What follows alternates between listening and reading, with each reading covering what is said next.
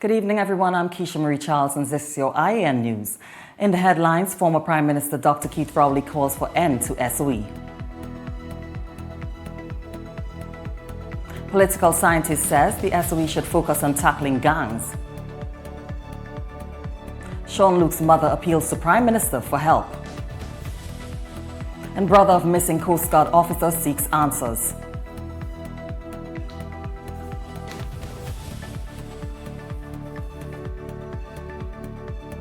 And coming up in sport, high five for Seals as the West Indies win Trinidad Test against Pakistan. I've got good stuff coming up in your Sportcast.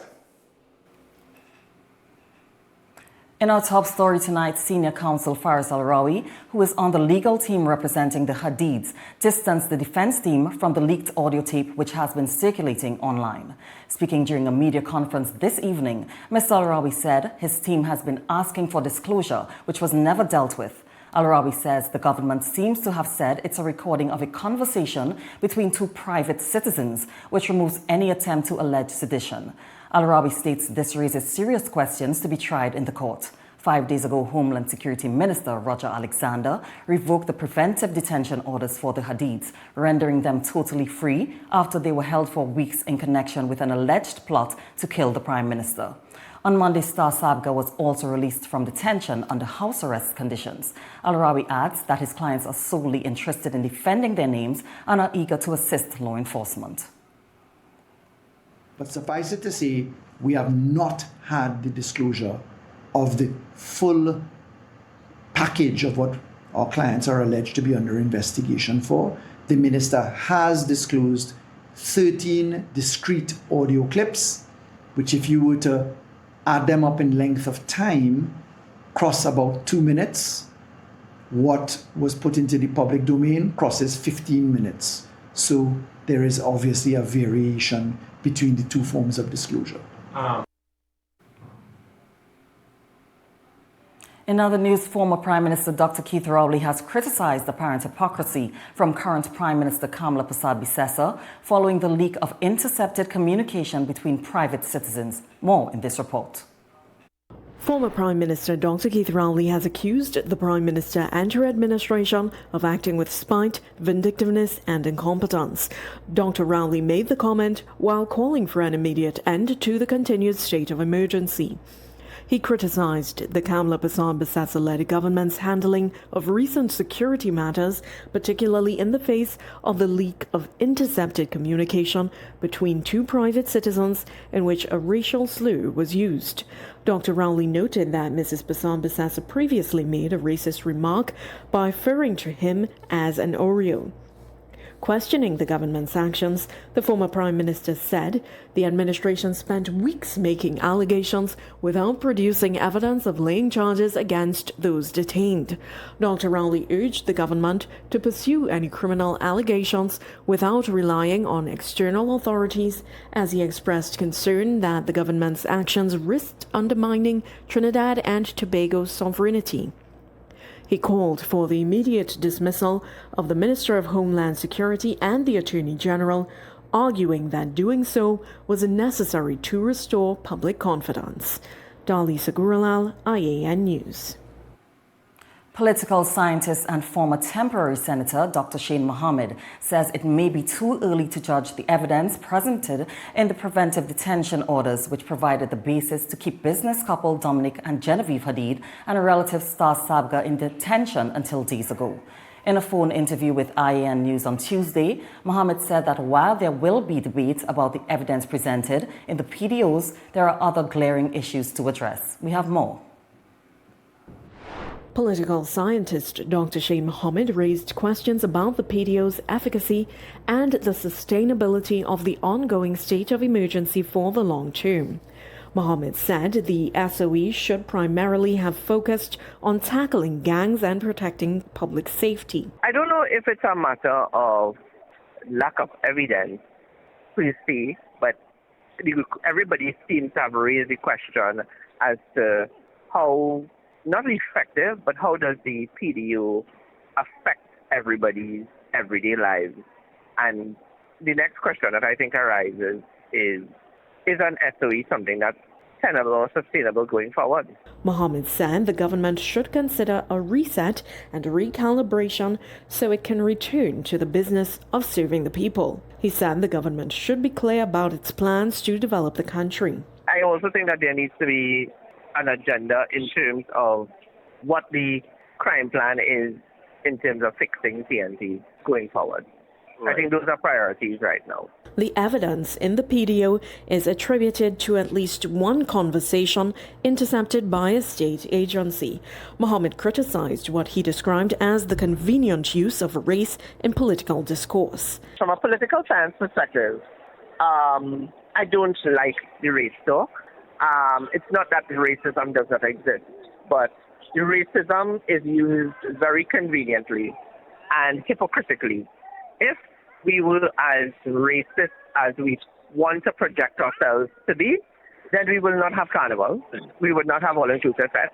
We would not have food courts where everyone can sit and commune and fellowship and interact with each other. We would have go zones and all of those things. So we need to be mindful as a society as to what are the narratives that people want to put out there. Mohammed welcomed the Commissioner of Police's decision to investigate the audio leak. Additionally, he said the case has highlighted long-standing deficiencies in the country's criminal justice system, particularly prison conditions. And businesswoman Star Sabga is out of prison after the state failed in its bid to keep her behind bars. The 69-year-old was released late Monday night following a high court ruling, but she will remain under strict house arrest as her constitutional challenge against a preventive detention order continues. Businesswoman Star Sabga walked out of the Golden Grove prison shortly after 11:30 Monday night after the state failed to secure an extension of a temporary stay, delaying her release. The 6-hour stay granted by High Court Justice Vigil Paul to allow the state time to file an emergency appeal expired without the Court of Appeal granting any further extension. With no additional order in place, prison officials released Sabga, ending more than a month in detention. She was then escorted by police officers to her home in Regents Park, West Moorings, where she is now under strict house arrest. Earlier on Monday, Justice Paul ruled that Sabga had raised serious constitutional issues in her legal challenge against the preventive detention order signed by Homeland Security Minister Roger Alexander. The judge ordered her release pending the determination of her constitutional claim.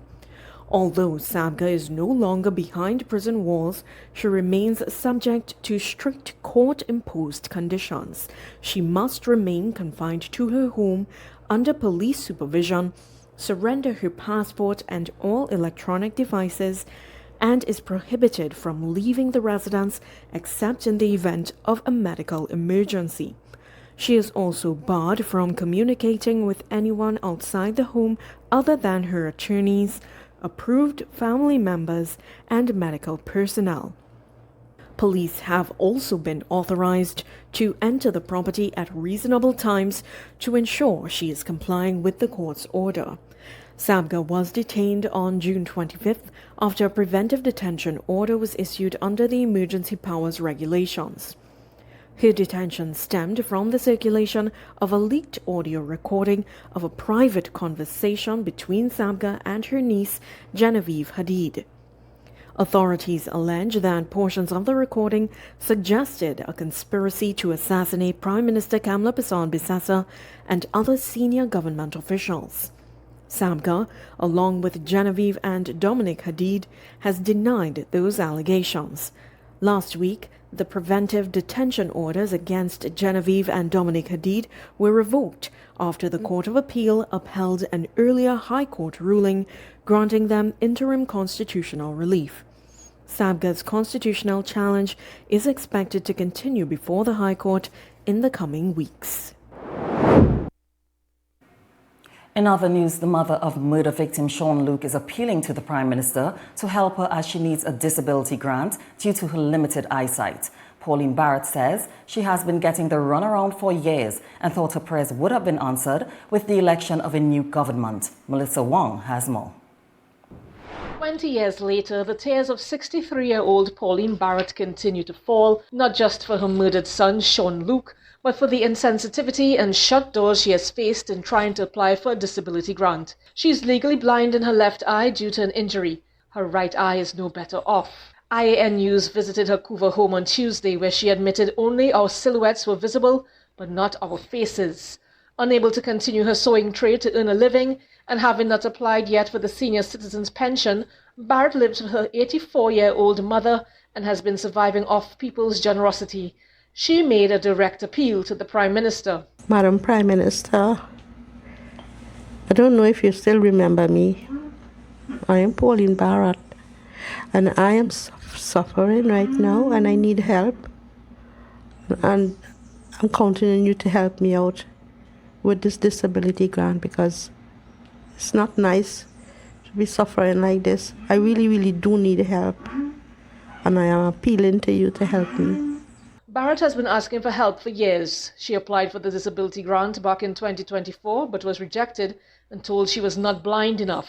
Barrett says with no luck from the past PNM administration, she thought her fortunes would change with a UNC-led government, but the runaround continues. October, November, December, January, February, March, April, May, June and July, the 10th month. We're in the 10th month. And these people still have me running around. No funding. That's what they're going, no funding, you know. How can it be? I don't care for the back pain, whatever they have. I don't care for that. I just need help. No. Barrett says she has been patient, but she's in dire need for social assistance. They don't have a heart. They have a heart. Look what the system did to me in the first place. They dragged me for 20 years. Go in there and see the perpetrators and them. Do you think I was not ripped up when I see them? Tormented me like that. Nobody, I never asked for no help. They never offered to help me. I'm just a name that everybody else knew. And believe me, I'm like a walking billboard for them, eh? In 2006, Pauline Barrett's world came crashing down when her 6-year-old son, Sean Luke, was violently murdered in the cane fields of Orange Valley, Couva. Akil Mitchell and Richard Chetu were convicted of Luke's murder. However, in 2022, the entire case collapsed, their convictions were quashed, and a retrial ordered. I.A.N. News reached out to Minister of the People and Social Development, Vandana Mohit, for an update. Melissa Wong, I.A.N. News. The High Court has delivered a significant ruling in favor of the Salaries Review Commission, dismissing a legal challenge brought by the Police Complaints Authority over recommendations affecting the salaries of its director and deputy director. Justice Frank Sipasad ruled that the commission acted lawfully, fairly, and within its constitutional mandate, rejecting claims that the process was unfair or lacked proper consultation. The legal challenge was brought by the Police Complaints Authority along with its director David West and Deputy Director Michelle Solomon Bash after they sought to overturn recommendations contained in the SRC's 120th report. The claimants argued that the Commission failed to properly consult them before recommending changes to their salaries and conditions of service. They also claimed the process breached the rules of natural justice, frustrated their legitimate expectation of consultation, and relied on an irregular procedure.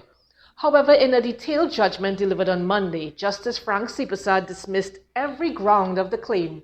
The judge found that the SRC followed an objective and professionally recognized job evaluation process, relying on internationally accepted methodologies to assess public officers.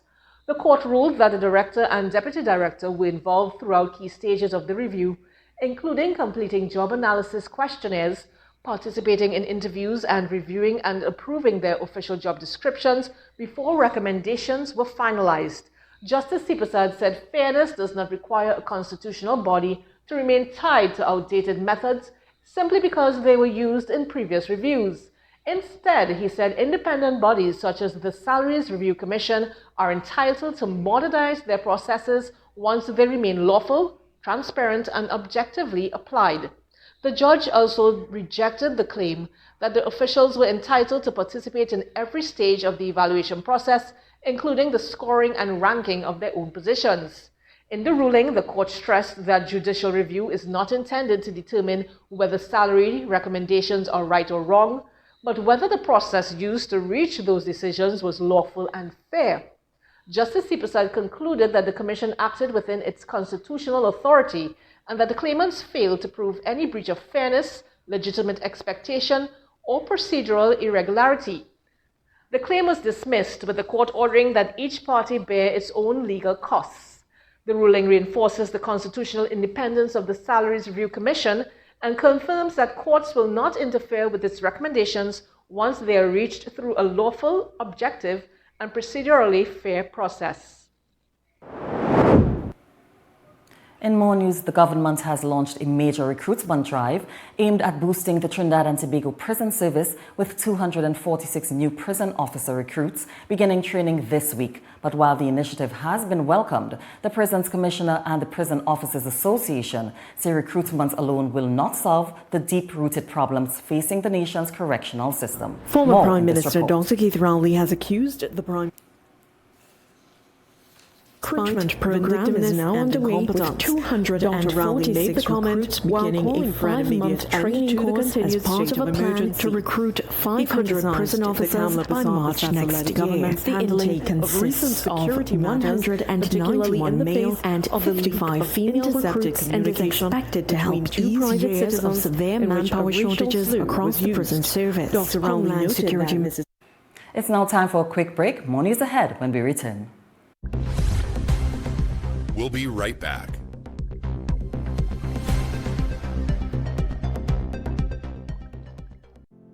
Every weekday at 7 p.m., the news goes live on the I.A.N network. Watch us on our available providers with more coming soon. Also available on YouTube and Facebook. The news you have been waiting for is now here. Ready for a home makeover? Head to Felicity Furniture and Appliances, where style, comfort, and savings come together. Luxurious sofas, elegant dining sets, beds, stoves, freezers, and more. Visit us at Lot 10B, Pierre Road, Felicity, Chaguanas. Mega month and deals now on at Prasad's The Food King. Stock up and save big on Ibis flour 10 kg, now just $68. Sweet Hand soybean oil 1.5 liters, just $25. Flavor Right assorted ice cream 3.2 liters, get 2 buckets for just $84. Sir dishwashing liquid 750 ml, 2 bottles, now $21.99. Cotonair bathroom tissue 24 pack, now just $32. Split piece dal 400 grams, 3 packs, only $10. Central Farms halal cut up duck, only $90. Caribbean parboiled rice 9 kg, just $74.99. Pork leg, now $18 per pound. Don't miss these mega month-end deals at Prasad's The Food King. Sale end August 5th, 2026, or while stocks last. Prasad, quality value, that's our way. The real Prasad's, we're here to stay. The Food King Prasad's.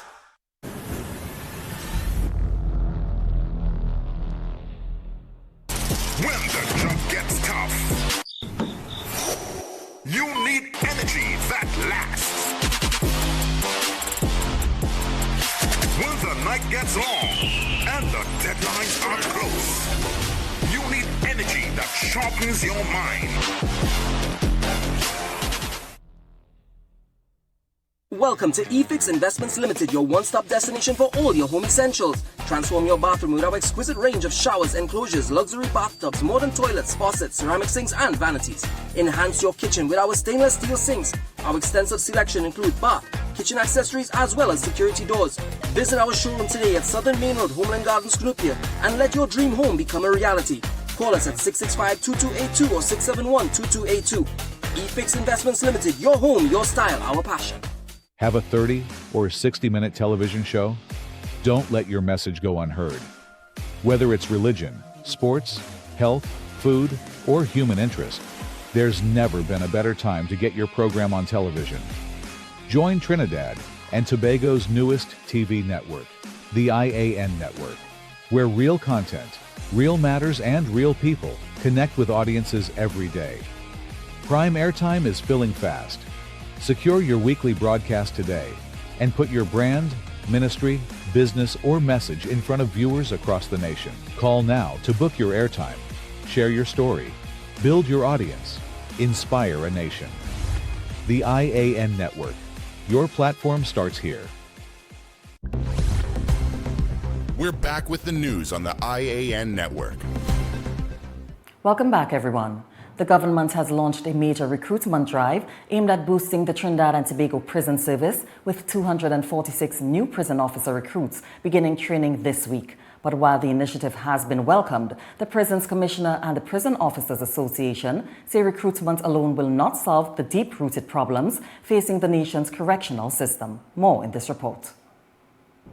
The first phase of the government's prison recruitment program is now underway, with 246 recruits beginning a 5-month training course as part of a plan to recruit 500 prison officers by March next year. The intake consists of 191 male and 55 female recruits and is expected to help ease years of severe manpower shortages across the prison service. Homeland Security Minister Roger Alexander told I.A.N. News that the recruitment drive is intended to strengthen prison security while reducing the heavy overtime burden currently carried by officers. He says this is only the first phase, with another batch of recruits expected before the end of the program. Alexander also stressed that the government wants to place greater emphasis on rehabilitation, saying prisons must focus not only on incarceration but also on preparing inmates to become productive members of society after their release.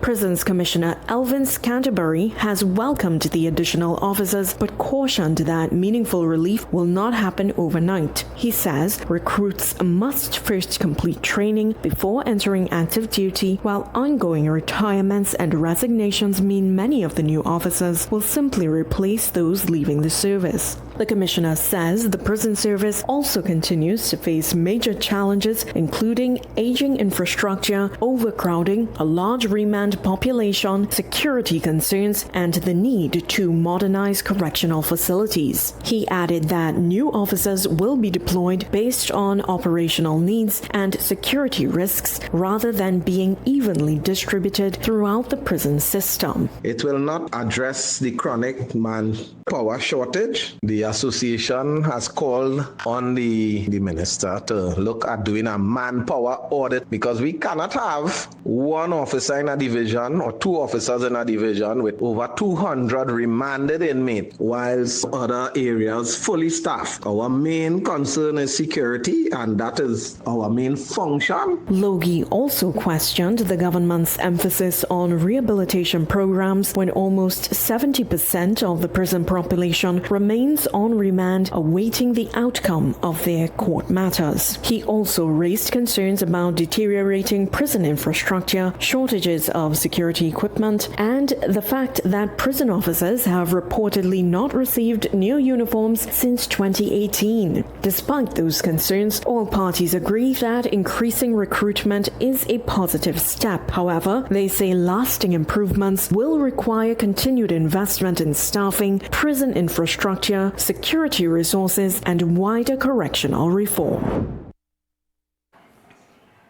And in news coming to hand, Prime Minister Kamala Persad-Bissessar has launched a scathing counterattack against former Prime Minister Dr. Keith Rowley, accusing him of presiding over years of recording-breaking violent crime while attempting to undermine her government's crime-fighting efforts.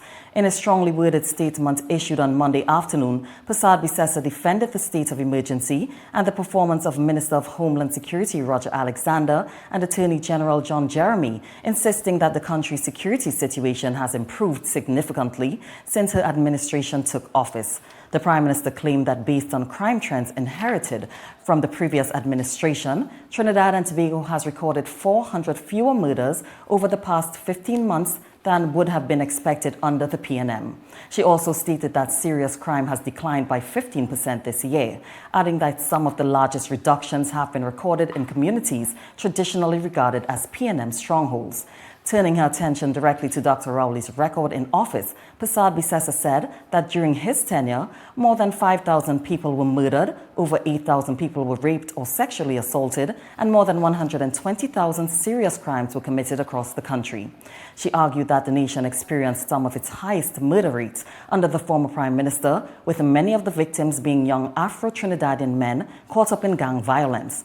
The Prime Minister said the previous administration failed to protect those communities and accused Dr. Rowley of neglecting areas most affected by violent crime. Prasad Bisesa also addressed criticism directed at Homeland Security Minister Roger Alexander, alleging that some PNM supporters had used racist insults against him. She said those same critics were now upset that Alexander was succeeding where the previous administration had failed. Defending the government's state of emergency, the Prime Minister insisted that law-abiding citizens have nothing to fear and said the public continues to support the administration's aggressive campaign against violent crime. She also rejected Dr. Rowley's call for the state of emergency to be lifted and for both Roger Alexander and Attorney General John Jeremy to be removed from office. The Prime Minister ended her response with a personal swipe at a predecessor, saying that if Dr. Rowley wished to end the state of emergency or dismiss government ministers, he can go ahead and do it. And in more news, the family of Trinidad and Tobago Coast Guard officer able seaman Kieran Simon is calling for closure over a year after he disappeared at sea during a high-risk anti-drug operation. His brother Kevlon expressed disappointment in the response from government and Coast Guard officials. We have more.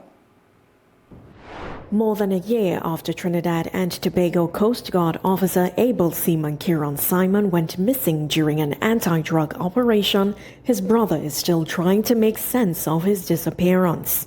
In an interview with I.A.N News, Kevlon said he is struggling to come to terms with the fact that 15 other men on the operation made it back home safely while his brother did not. He recalled his brother's dedication and no-nonsense attitude towards his work. Kevlon said his brother gave the Coast Guard 21 years of his life and he deserves treatment befitting that devotion.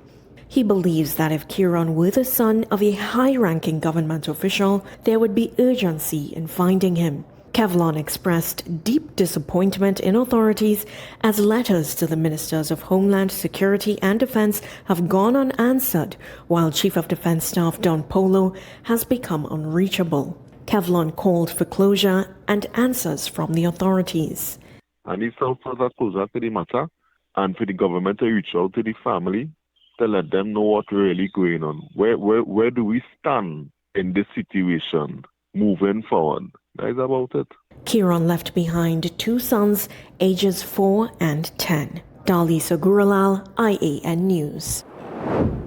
In more news, one of the 5 fishermen who survived 8 terrifying days adrift at sea is sharing his incredible story of survival, describing how an onboard fire destroyed their vessel within minutes, leaving 6 men stranded in a small dinghy with almost nothing to keep them alive. Alex Burnley spoke exclusively with I.A.N News just days after returning to Trinidad.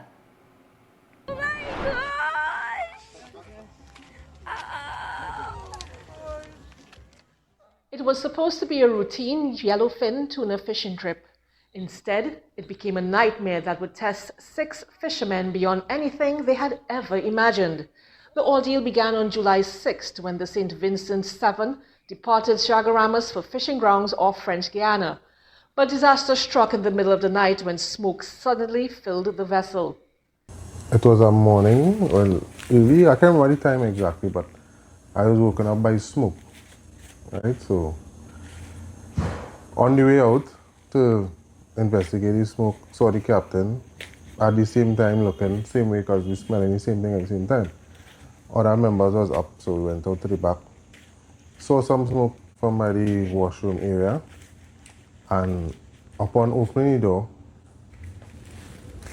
more smoke came out, right? So it kind of had, the visual was hard now. and the smoke was coming out from within the crease of the wall. So later on we find out that the fire was actually in the wall. So there was no way in really stopping the fire.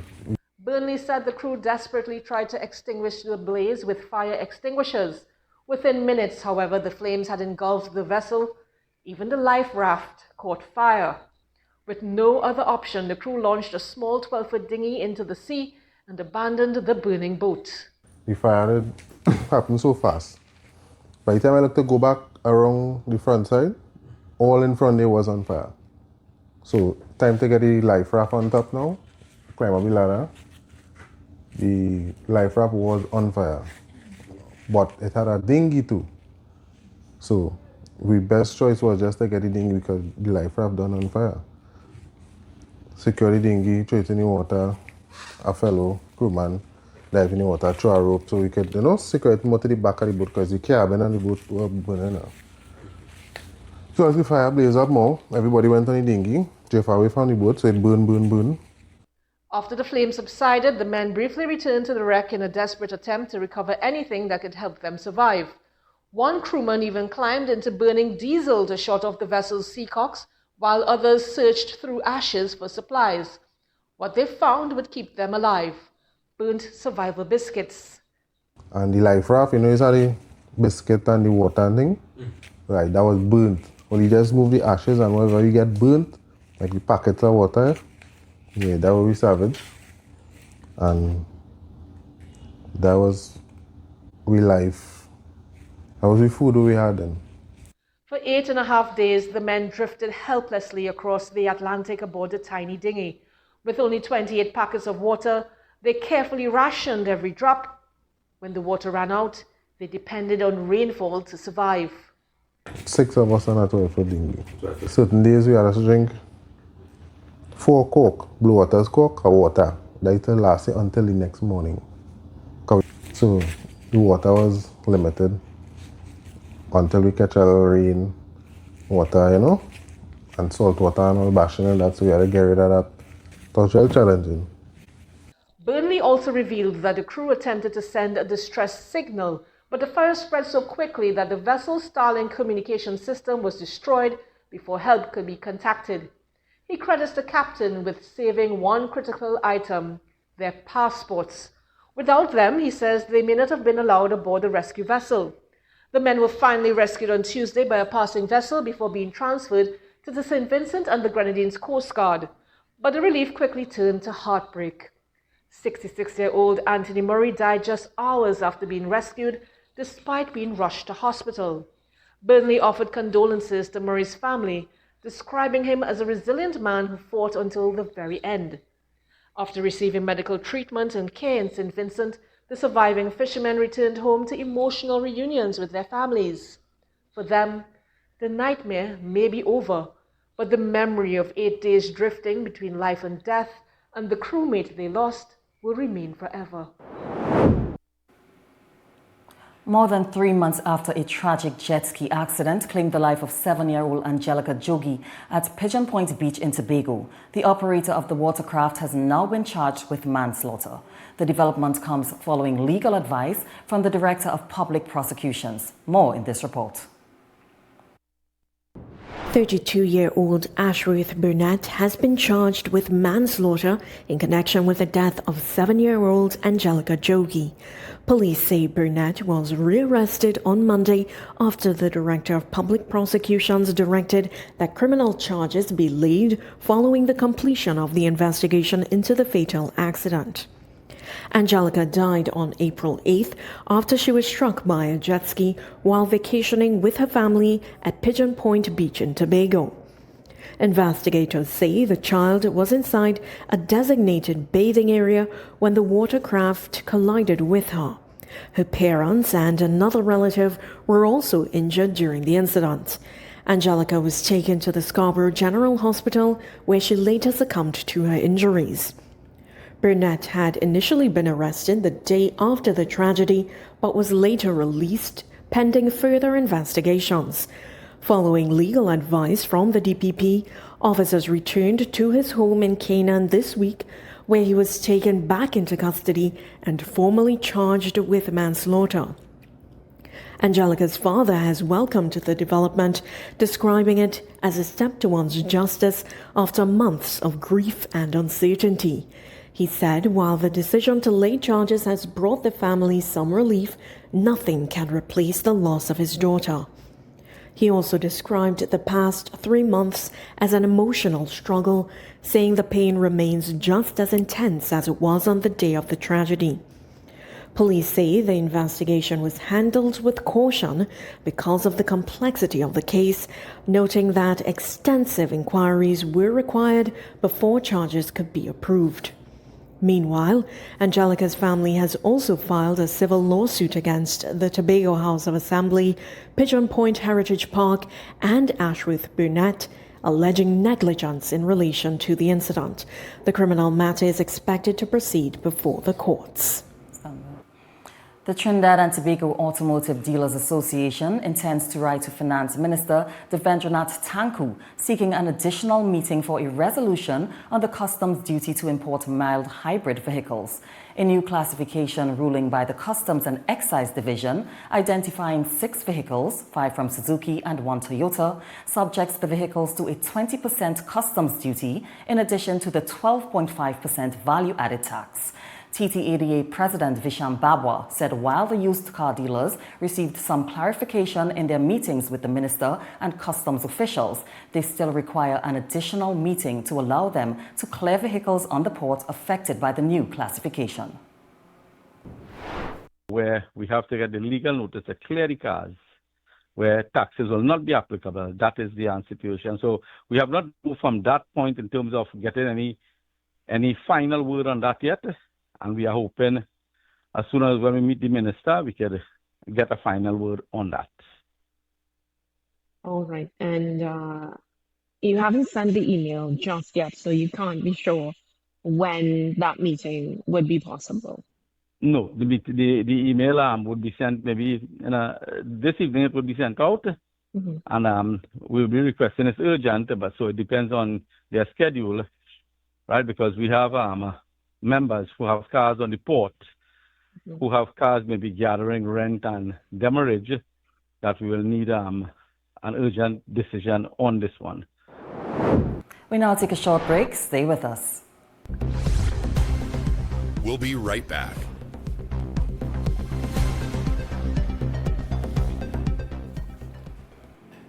Every weekday at 7 p.m., the news goes live on the I.A.N. network. Watch us on our available providers with more coming soon. Also available on YouTube and Facebook. The news you have been waiting for is now here. Fair and Square, conveniently located near the Endeavour Chaguanas flyover. Shop now for all back-to-school and vacation essentials. We carry the widest variety at the best prices. Discover incredible value and a shopping experience that's fast, easy, and affordable. Fair and Square, your one-stop shop for all your household needs with safe and convenient parking. Any and everything all under one roof. I.A.N TT offers over 25 years of experience, are retinal specialist and the latest cutting-edge equipment. We handle diagnostic and surgical needs for retina, cataract, glaucoma, pediatric and diabetic eye care. Also glasses. We provide it all under one roof.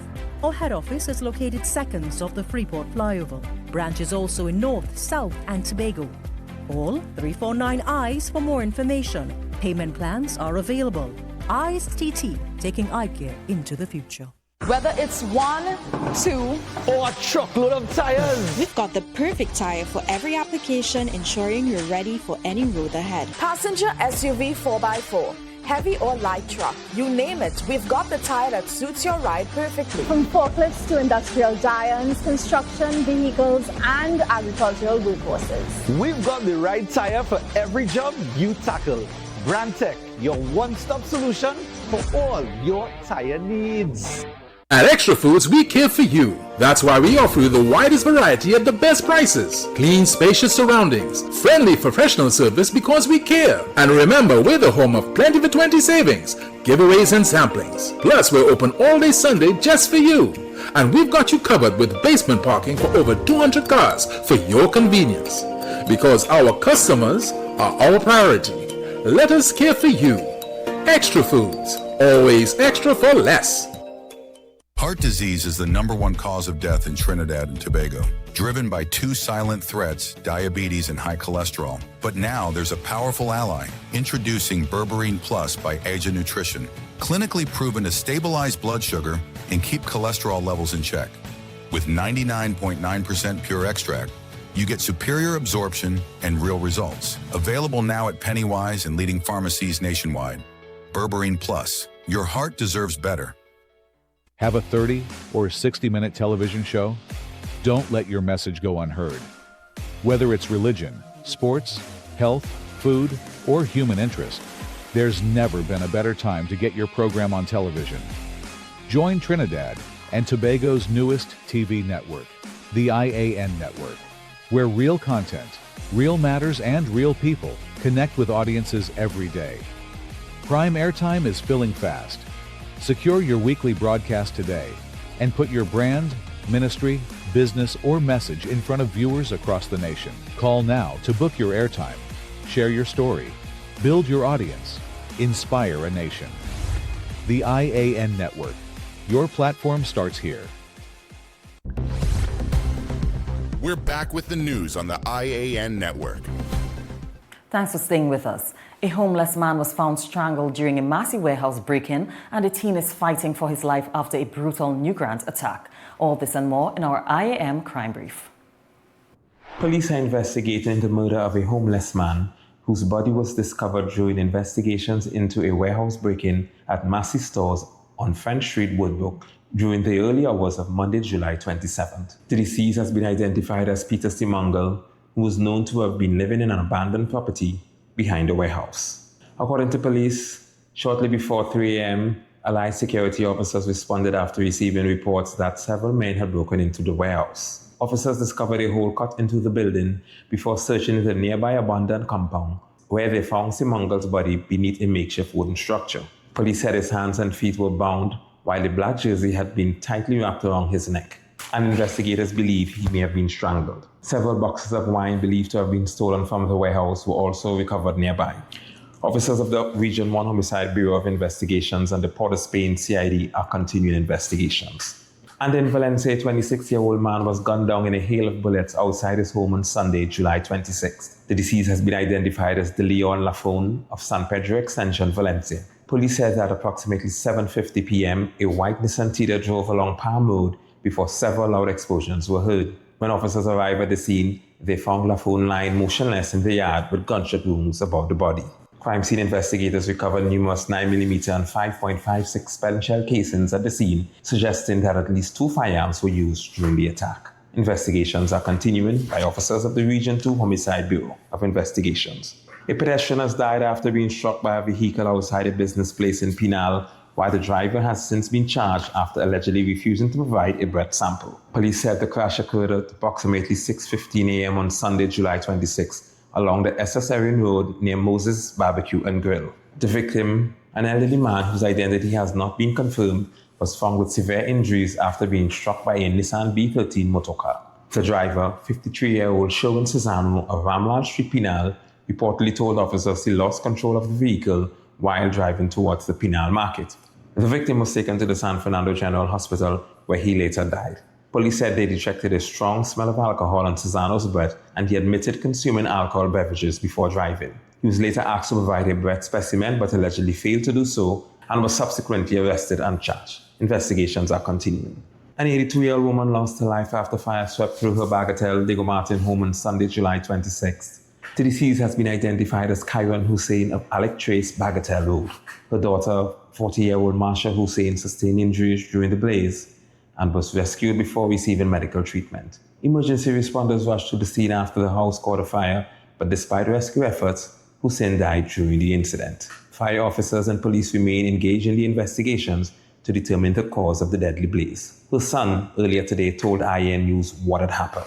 I left here 1:45, and that this incident must happen around was he call it somewhere around minutes to 3 or something, because I was to come back here 4 o'clock, and I get a phone call minutes to 4, stating, well, my mother has passed away and the house on fire. Left a 19-year-old man critically injured in New Grant. Investigators said at approximately 7:50 p.m. on Saturday, July 25th, Faisal Indial received information that his son, Fazid, had been found seriously injured along Sancho Road, about 200 meters from Sancho Branch Road. The teenager was rushed to the Princestown District Health Facility before being transferred to the San Fernando General Hospital, where he remains warded in critical condition. Medical staff determined he suffered 2 punctured lungs, a broken jaw, and multiple broken ribs. It's now time for a look at sports. Now, James, tell us what's happening with the West Indies.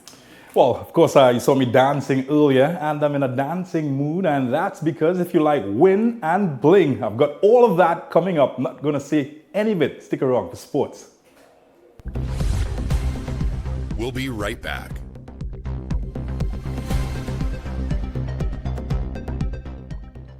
Have a 30 or 60-minute television show? Don't let your message go unheard. Whether it's religion, sports, health, food, or human interest, there's never been a better time to get your program on television. Join Trinidad and Tobago's newest TV network, the I.A.N. network, where real content, real matters, and real people connect with audiences every day. Prime airtime is filling fast. Secure your weekly broadcast today and put your brand, ministry, business, or message in front of viewers across the nation. Call now to book your airtime. Share your story. Build your audience. Inspire a nation. The I.A.N. network. Your platform starts here. Big savings and new arrivals at Grade 1 PVC ceiling. PVC panels $25, heat barrier tiles $7, WPC panels $32, and marble sheets $180. Daybay, Tunapuna, Warren Road, Tobago, and our new location at Sangre Grande. Shop today before it's gone. WellKid multivitamins are great tasting, supports rapid development, contributes to strong bones, includes vitamins A, C, D, and so much more. Be a super kid. Trust the WellKid range. Every weekday at 7 p.m., the news goes live on the I.A.N. network.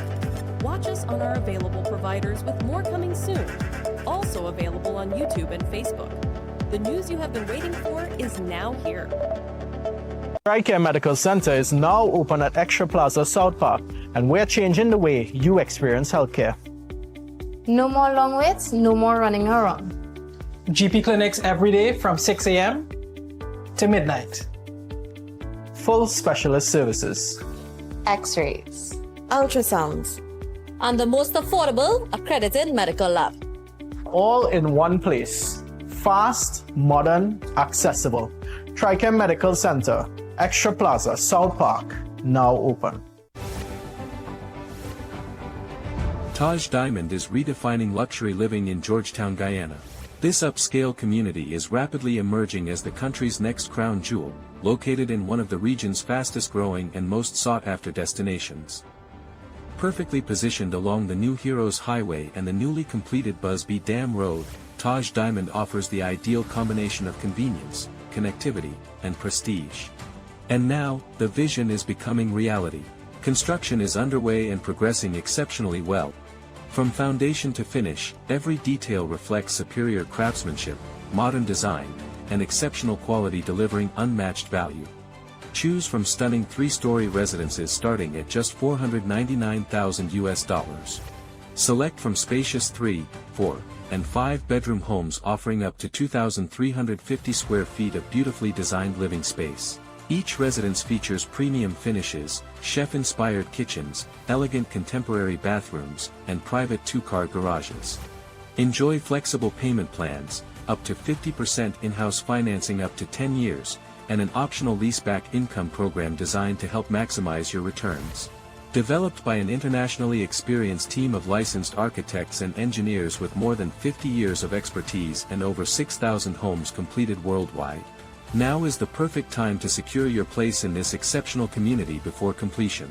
To explore all developments, visit us today.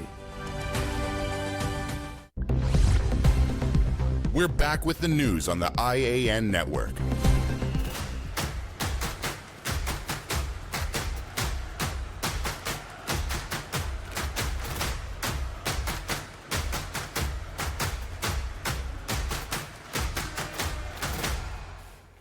Well, bat beats ball as we begin, and Jaden Seals started with the ball as the West Indies beat Pakistan by 90 runs in the first test in Trinidad to take a 1-0 lead in the two-match series. Have a look at that. Chasing a target of 211, the tourists, they were bowled out for 120 as the Windies wrapped up the big victory in the final session on the fourth day in what was the first ever test played at the Brian Lara Stadium. Seals was star with the ball for the host in the second innings, with figures of 5 for 20 inside 15 overs, as visiting skipper Baba Azam's 58 not out was the only batter to put up any sort of resistance. Well, the West Indies captain Roston Chase dedicated the win to the great Garfield Sobers. Obviously the first test match at Brian Lara Stadium, so to come and get a win here is very good for us, and also the passing of the legend, the great Sir Garfield Sobers, coming and beating the Pakistanis in 4 days, especially on his birthday as well. It's a good send-off for him as well, so it's a really good feeling. And as the world gets set to say goodbye to one of the greatest all-rounders in cricket, Sir Garfield Sobers, tomorrow in Barbados, one legend remembers his first time meeting Sir Gary. Well, Brian Lara would go on to break Sobers' world batting record, and he reminisced about the influence of the West Indies star that he had on him in his early years. First time I met Sir Gary Sobers was actually in his school tournament, the Sir Garfield Sobers school tournament, and I went across to Barbados with Fatima College, and I had the opportunity to meet him. I was lucky because actually the coach of the school team, Mr. Davis, knew Sir Gary very well. They played for the West Indies, so I got a close-up hello and stuff, and I remember I was in awe of this great man, and the sort of records and the performances he had for the West Indies during his playing day was something that all of us sort of enjoyed and was very proud of. So meeting him that day was a special one. And while Lara was too young to have the privilege of playing with Sobers, he fondly admits that he saw him as a father figure. I remember once, I was batting in the nets and I was struggling a bit in a series, and he said to me, I wasn't watching the ball. Well, what a crazy thing to tell someone. Of course I'm watching the ball.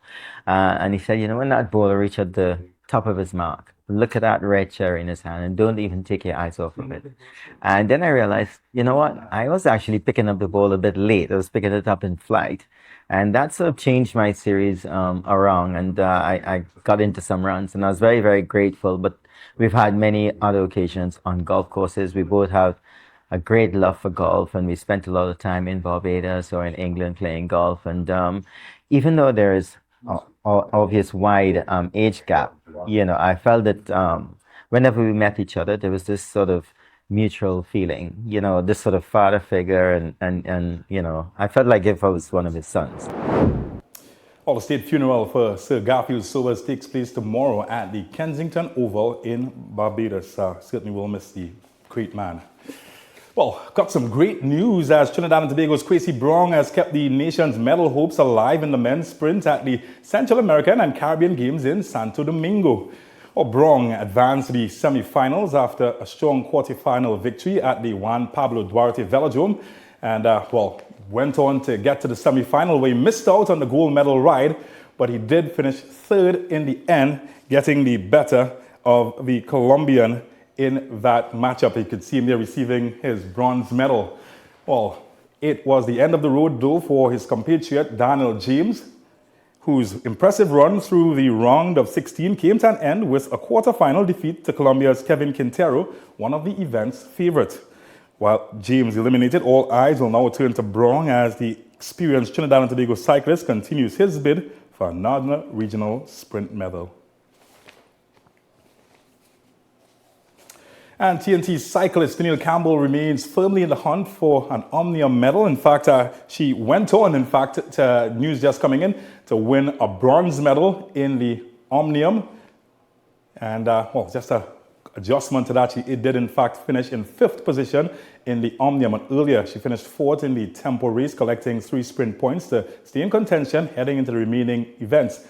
Mexico's Yareli Avedo won the race ahead of Cuba's Mali's Mejias and Colombia's Lina Hernandez.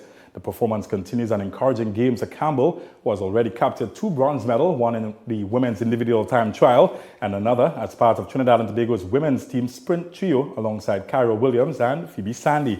The experienced cyclists who won CAC Games Road Race Gold in 2018 will now look ahead to add more medals to the impressive collection. All right, let's swing onto the greens where TNT golfer Christopher Richards Jr. has secured a top 5 finish at the 2026 Central American and Caribbean Games in Santo Domingo. Richards closed out the men's golf competition in 5th place overall, finishing on 2 under par 70 in the final round to complete the tournament among the region's leading players. The TNT golfer delivered a steady final performance at the championship course, recovering from an early bogey to produce a strong finish that included key birdies on the back 9. The gold medal went to Guatemala's Jose Manuel Toledo, who posted an impressive 8 under par 64.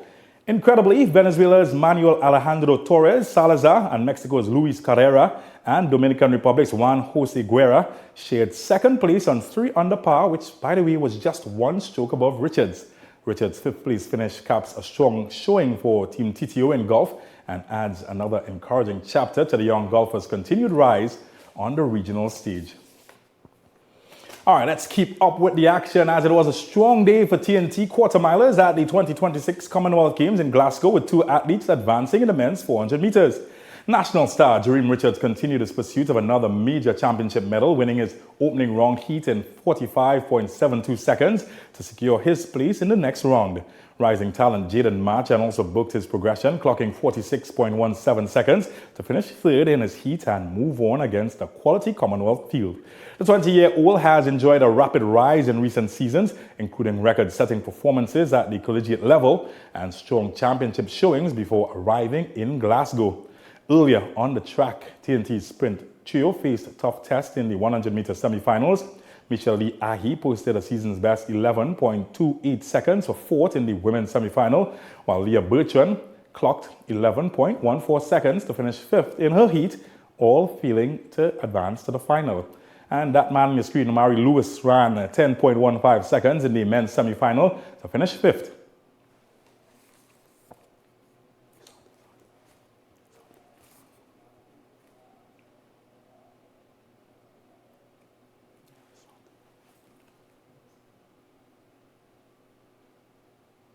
Well, that is all the heat in sports for the team. I'm James Saunders. I'll catch you later.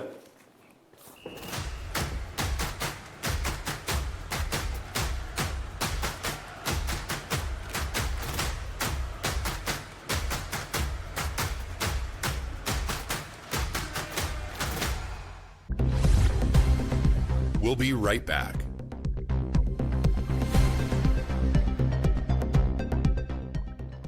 Have a 30 or 60-minute television show? Don't let your message go unheard. Whether it's religion, sports, health, food, or human interest, there's never been a better time to get your program on television. Join Trinidad and Tobago's newest TV network, the I.A.N. network, where real content, real matters, and real people connect with audiences every day. Prime airtime is filling fast. Secure your weekly broadcast today and put your brand, ministry, business, or message in front of viewers across the nation. Call now to book your airtime, share your story, build your audience, inspire a nation. The I.A.N. Network. Your platform starts here. Makoya, discover the all-new India in Style Expo, the exciting new chapter following Incredible India Expo. Open daily from 10 a.m. to 8 p.m. opposite the Center of Excellence. Shop beautiful bridal and temple wear, jewelry, footwear, home furnishings, decor, puja items, and much more. Try some of the delicious items at Zyka Restaurant and enjoy refreshing drinks from AK Juice Center. India in Style Expo, a complete Indian shopping and lifestyle experience. Fab India Expo in Chaguanas is open every day from 11 a.m. to 9 p.m. Fresh containers have arrived with brand new stocks. Exciting new merchants have joined us, bringing a huge variety of products at unbeatable bargains. Indulge in spa services, soothing chumpy massages, and taste authentic Indian cuisine. Fab India Expo, endless variety, endless value. We're back with the news on the I.A.N. network. Welcome back, everyone. It's now time for our business roundup with Dalisa Gurlal.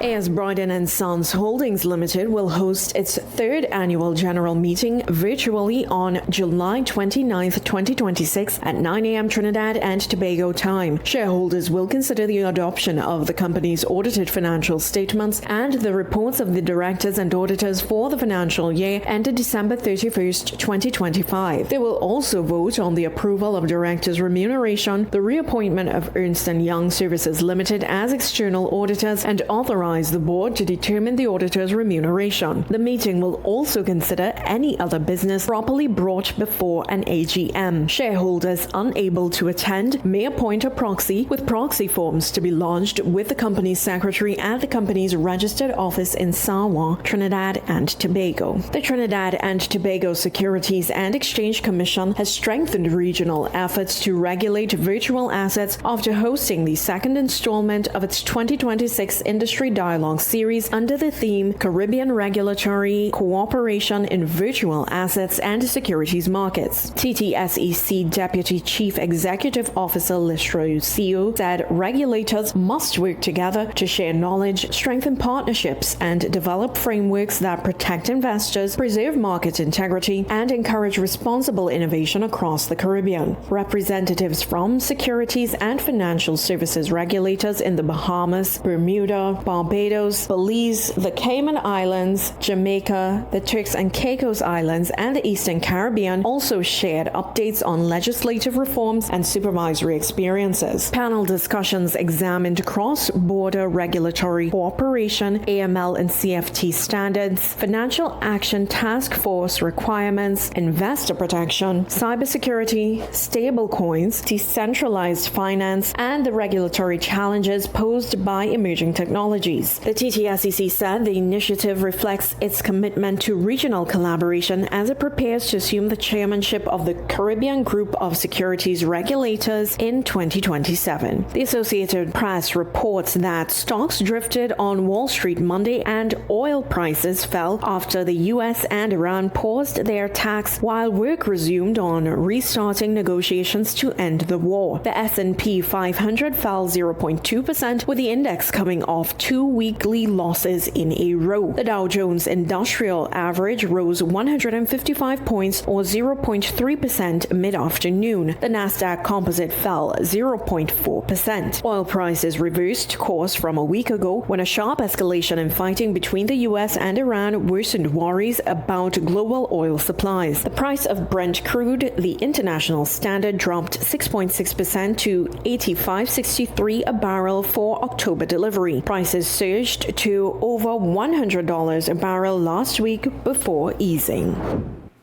It's now time for a look at the weather.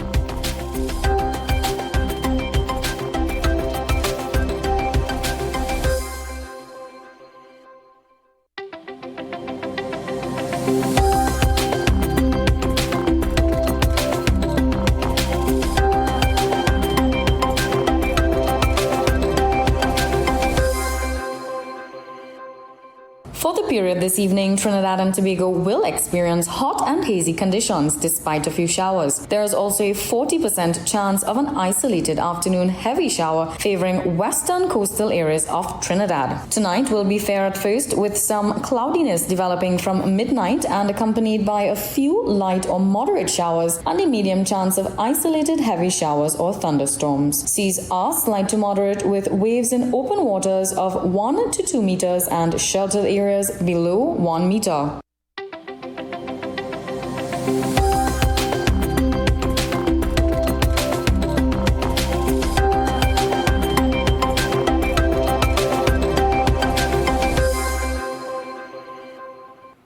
And that brings us to the end of our newscast. I'm Keisha Marie Charles. On behalf of all of us here, thanks for joining us and have a good night.